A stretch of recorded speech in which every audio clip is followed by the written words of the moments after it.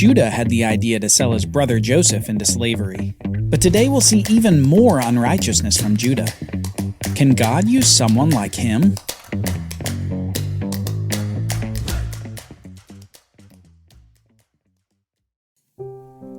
Joseph is betrayed by his brothers. First, they planned on murdering him. Next, they figured they'd keep their hands clean by allowing him to die in a pit. But finally, on Judah's suggestion, they decided to sell him to some passing traders. Those traders ended up taking a trek south of the land of Canaan and west through the Sinai Peninsula to the burgeoning empire of Egypt. Joseph had gone from the favorite son of Jacob to a presumed dead slave in Egypt. As we'll come to find out, however, this isn't the end of the Joseph story. Now, after telling us where Joseph ended up, the Bible story shifts back to the brother. That same brother who had suggested he be sold in the first place. It shifts back to Judah, the fourth son of Jacob by his unfavored wife Leah. The son who, by virtue of his older brother's sins against their father, is likely in the running for the great blessing from Jacob, especially since the favorite son was now out of the picture. Things have seemed to work out for Judah so far, but as we'll see today, things begin to quickly unravel before he hits rock bottom. As we look at Genesis chapter 38, we learn that Judah has separated himself from his family, married a Canaanite of all people, and begins to have children by her. Let's read. And again, for parents, this will be one you'll want to screen before listening with your children. Okay, Genesis 38. It happened at that time that Judah went down from his brothers and turned aside to a certain Adullamite, whose name was Hira. There Judah saw the daughter of a certain Canaanite whose name was Shua, with whom he had 3 sons. And Judah took a wife for his firstborn, and her name was Tamar. But Judah's firstborn, was wicked in the sight of the Lord, and the Lord put him to death.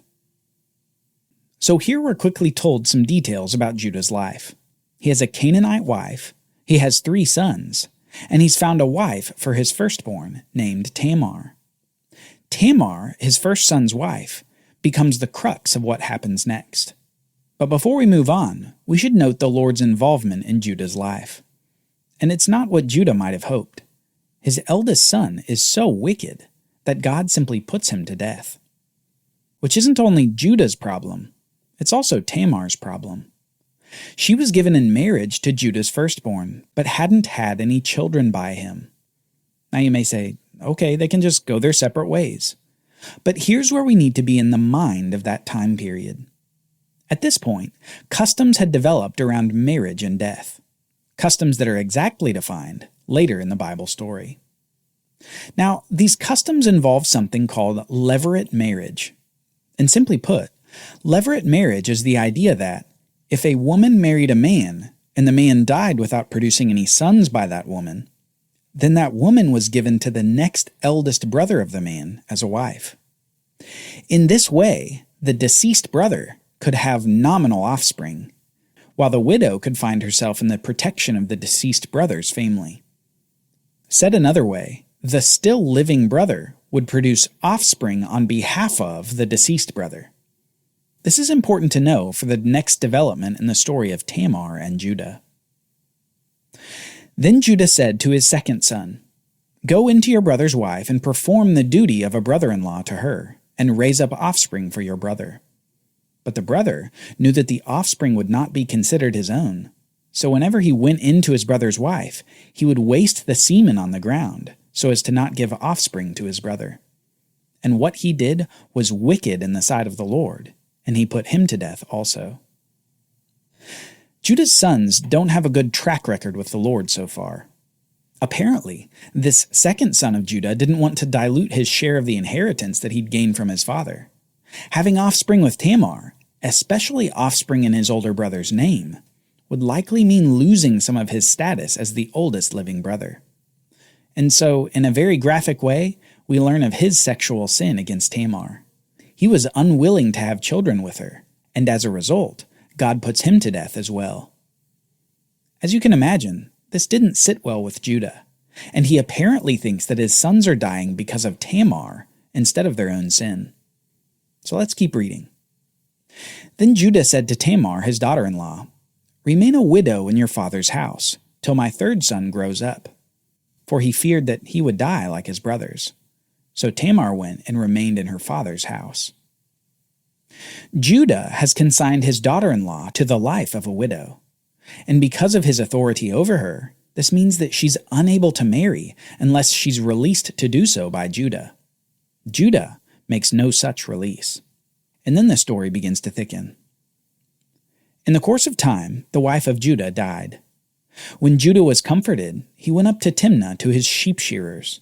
And when Tamar was told, "Your father-in-law is going up to Timnah to shear his sheep," she took off her widow's garments and covered herself with a veil, wrapping herself up, and sat at the entrance to Enaim, which is on the road to Timnah. For she saw that Judah's third son was grown up, and she had not been given to him in marriage. Tamar is planning something drastic, because she's not been given in marriage to Judah's youngest son. She takes off her widow's garments and puts on the clothes of a woman who'd been promised in marriage to another, a veil demonstrating her social position. And in this new attire, she waits for Judah to pass her on the road to shear his sheep. And this is where the story seriously develops. When Judah saw her, he thought she was a prostitute, for she had covered her face. He turned to her at the roadside and said, "Come, let me come in to you," for he did not know that she was his daughter-in-law.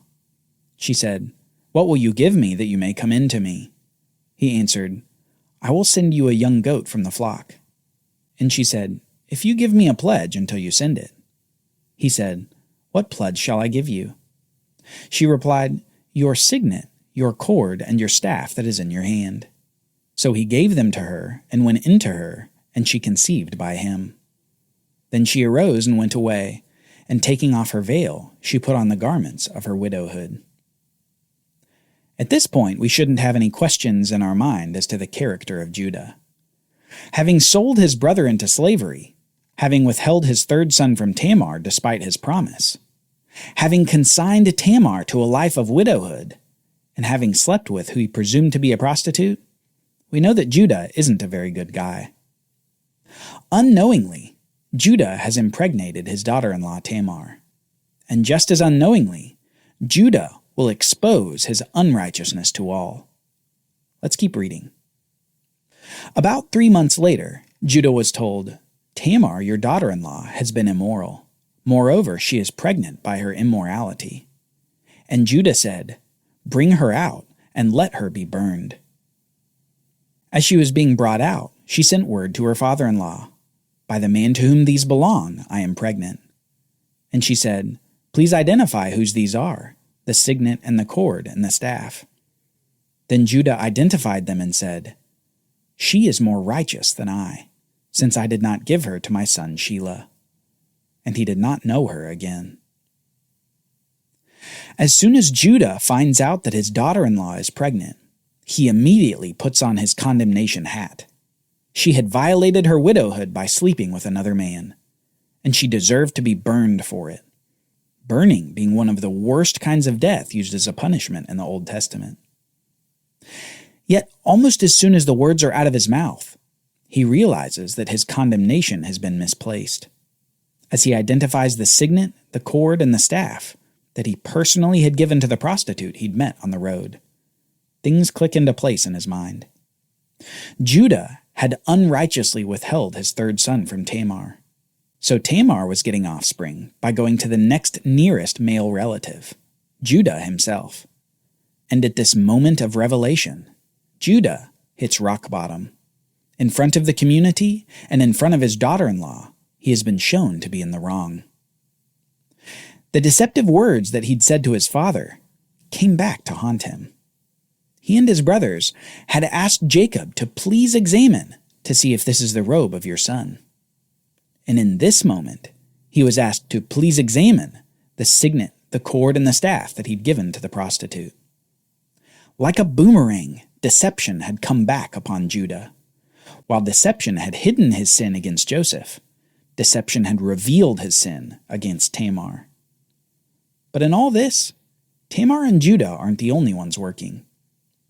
Behind the scenes, God has been using this scenario to bring about something for Judah. A pair of offspring that echo the story of Jacob and Esau.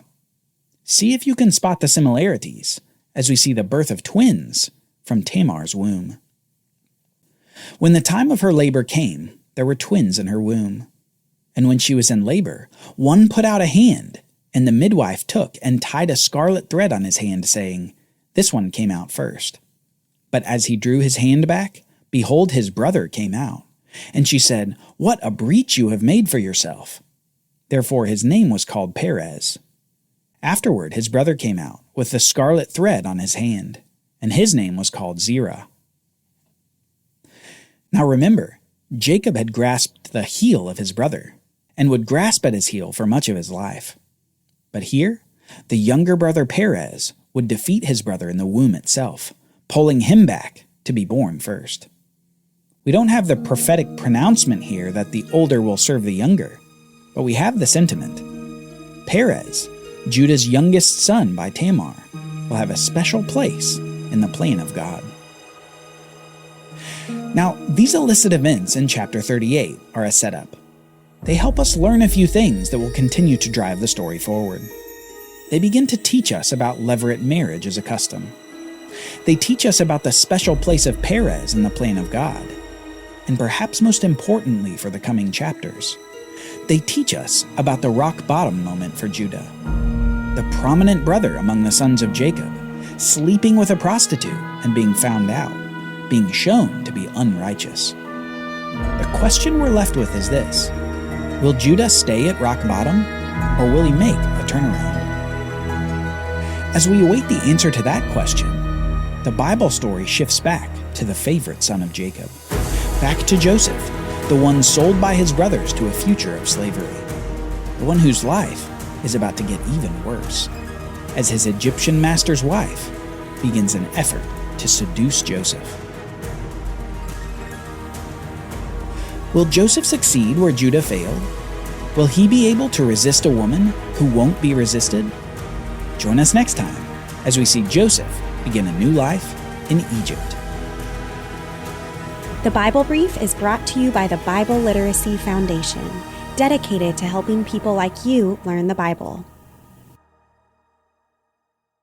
Copyright Bible Literacy Foundation 2023.